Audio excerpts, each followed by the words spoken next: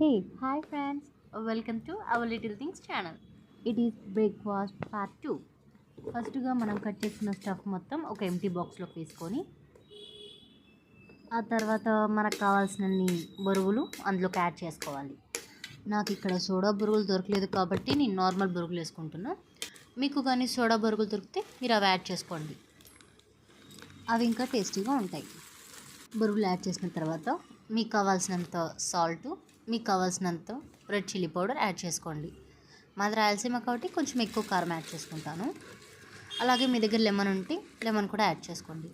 మనకు ఆ బాక్స్లో కలపడానికి వీలు అవ్వట్లేదు కాబట్టి again I'm going to transfer all the stuff in to the ప్లేట్లోకి